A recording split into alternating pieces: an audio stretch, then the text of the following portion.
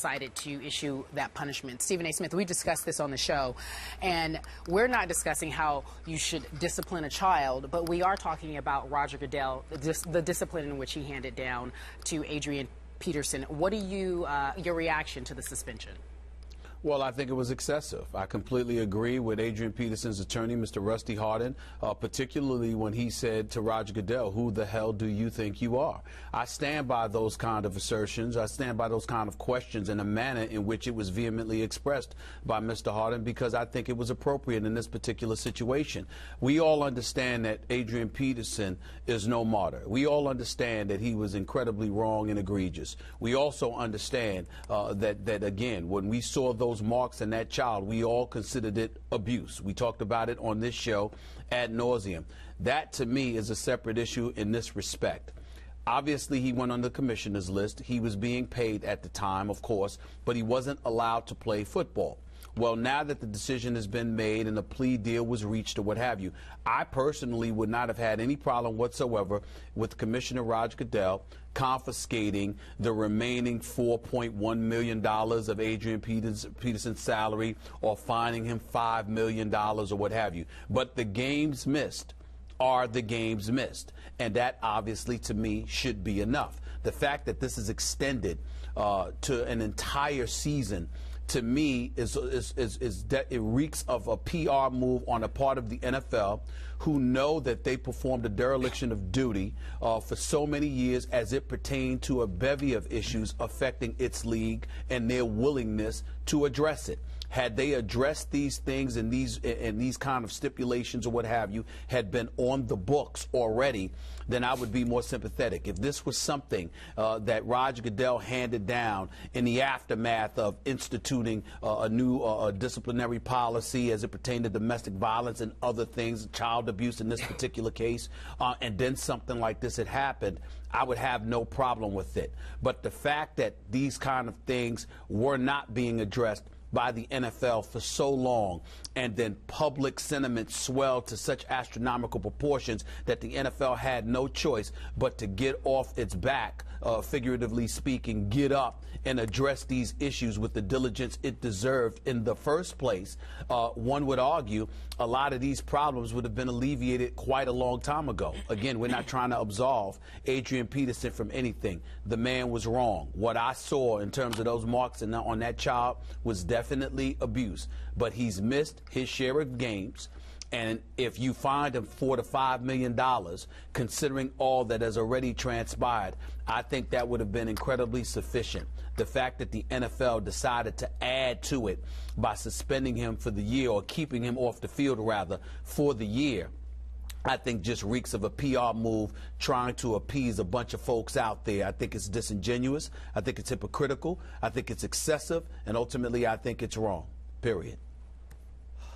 I hear everything you just said, and obviously I also think Adrian Peterson was very wrong. He took it way, way too far. So let's start from that premise. Now, were you surprised at all at Roger Goodell's reaction and ruling yesterday? Were you surprised by it?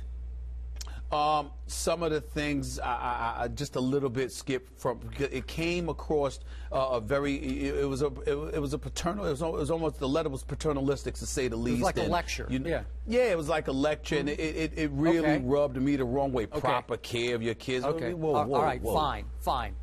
It was completely and utterly predictable, coming from a commissioner who I think we would agree has been under extreme fire to the point that his job has been on the line. I agree with Rusty Hardin that now Adrian Peterson is being made a scapegoat because of Roger Goodell's past failings. We all know all too well when it comes to domestic violence. But Stephen A. Smith, help me out here. If the commissioner is under fire, his credibility has been called into question and is being, as we speak, investigated. Wouldn't you predict that he would drop the hammer as hard as he is allowed to drop it? And by the way, let's go back to this. Last collective bargaining, the players in the 11th hour conceded absolute authority when it comes to discipline to Roger Goodell. So he still has the ability to drop the hammer, and he dropped it as hard as he could drop it, short of a lifetime ban for Adrian Peterson. Why did he do that? Because he knew full well going in that the NFLPA will now challenge. They will appeal. And if they win some right to get a specific number of games that Adrian Peterson will be docked, game checks and games, then it will be their fault. The NFL just doesn't, Roger Goodell can't appear to be at fault at all here. He can't appear to concede at all, to be at all lenient when it comes to the punishment of an Adrian Peterson who we all agree whipped his child with a switch beyond what is reasonable for any parent to whip their child. So to me, he's now putting it in the hand. This is an image game, and he has now placed the penalty in the hands of the NFL Players Association. So now they will appeal, and if they win some concession here, that he will be suspended for whatever it is, I don't know what it is, 9, 10 games, and he will lose 6 game checks. Well, then Roger Goodell can say, I tried. I tried to punish him as harshly as I could punish him. America, did you see what I just did? Is it scapegoating? Sure it is. But it was a predictable play on the part of the commissioner. Well, just because it was predictable doesn't make it right. It doesn't make it right. It doesn't make it right. It was predictable, and I agree with you there. That can't be refuted, but that doesn't make it right. More importantly than anything else, Skip, it sort of lets Roger Goodell to some degree off the hook because of his mishandling. You've got a lot of people. And you got to remember, Skip, I was of the mindset that Roger Goodell does not need to go, and I stand by that assertion. I'm not thinking that just because I disagree with his decision here that suddenly he's a subpar commissioner that doesn't deserve his job. But I'm here to tell you, it comes across as if I'm in the minority because there's a lot of people that don't believe that Roger Goodell should have remained as commissioner when his ruling in the Ray Rice matter, initial 2-game suspension was handed down, and then all of a sudden a bevy of facts continued to come out, and then you question what Roger Goodell knew and didn't know. So obviously there are people that still have their reticence, their apprehension about Roger Goodell, and I can respect that too. My issue is that here you are. You could simply move forward and say, in light of all of this news, in light of all of the stuff that is going on in our league that has sullied our brand or what have you, from this day moving forward, we are going to bring a heavy hammer down. And I think everybody would have known that, and that would have been fine. But to sit there and, in my mind, essentially retroactively go about the business of trying to cover your own behind and do the kind of things that he's done in terms of engaging in this level of hypocrisy with this ruling against Adrian Peterson, and somehow, some way, is that supposed to absolve Roger Goodell? How come we can't go back then and look at Roger Goodell and the dereliction of duty that he's performed as commissioner of the NFL and say, you know what, why haven't you been punished? Why haven't you been fined? Why haven't you been suspended? Why haven't you had some of your pay docked as commissioner? Because you did some things wrong. Now, you didn't do anything egregious like abusing your child or engaging in domestic violence. That should always be made. We should always make sure that we highlight that, which I have done repeatedly as it pertains to Roger Goodell. But you didn't perform your job as a commissioner. Maybe we should take a step back, rewind the clock a little bit, look at you, and let's think about how we should punish you for dropping the ball on a bevy of issues. Okay, that is all fair. But I'm going to make one point in favor of the commissioner yesterday and what we might term his lecture that he handed down to Adrian Peterson. I am with the commissioner that I do not believe Adrian showed enough meaningful remorse publicly. Meaningful remorse, that was the phrase. Again, we are playing an image game here on both sides.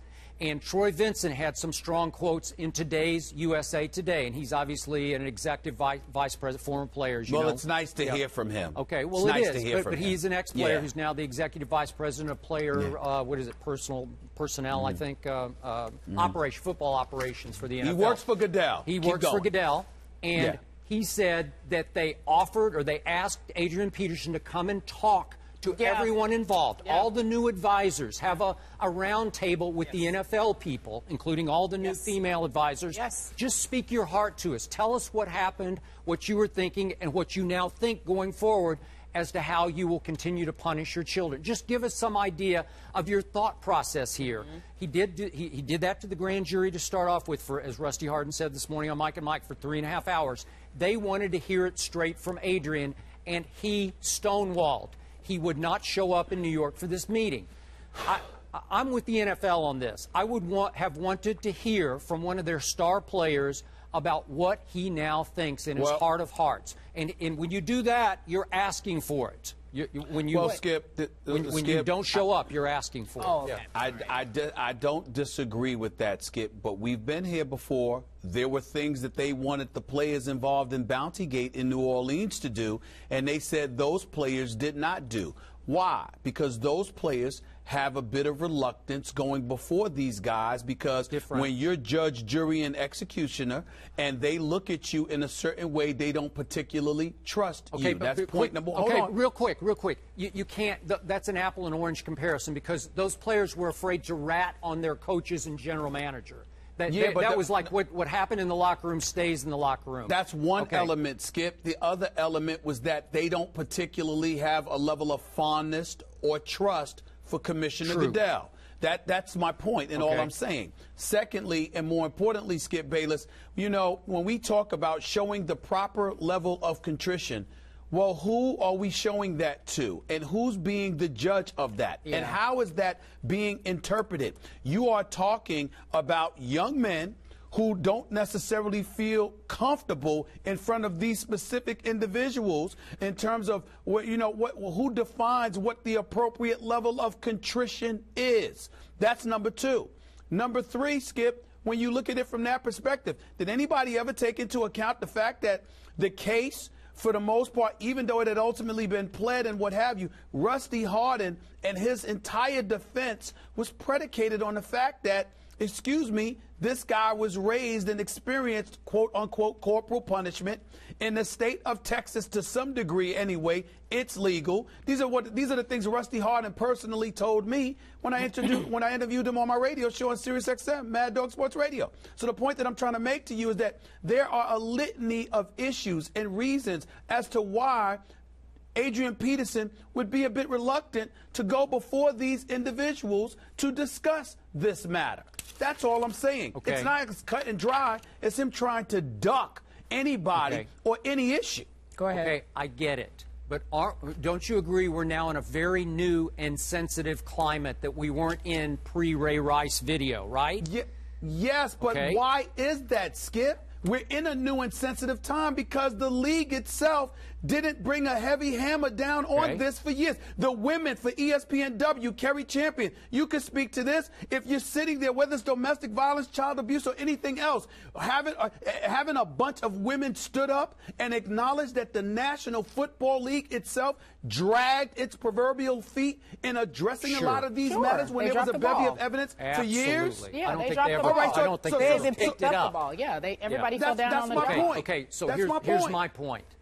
Given this new climate, given the fact that this is now an image game played on the part of both the NFL and the NFL Players Association, if Adrian Peterson had consented to play along, to at least go through the motions of going to New York and addressing the group of new NFL advisors, it would have given Roger Goodell yesterday the ability to say, we had a great long session with Adrian Peterson. He is doing X, Y, and Z, and he learned X, Y, and Z lessons from this. It would have helped him to come down within a more specific punishment of, we will let him back after 9 games, or whatever that punishment might be that would be somewhat consistent with the new policy, whatever that's supposed to be. So you're saying if he came in front of that council yesterday, or that in front of Roger Goodell yesterday. Not yesterday, but whenever it was a couple weeks ago. When he was supposed to do it. Yes. You think he would have had a different punishment? I think he would have had a different punishment. Okay, wait, Stephen A., before you respond, Jeff Pash, who was on Mike and Mike earlier today, he's the general counsel for the NFL, that was his line of thinking as well. He said, we've asked him to come and talk. We've asked him to explain his side of the story. You don't believe that would have changed his punishment? I respectfully do not believe a word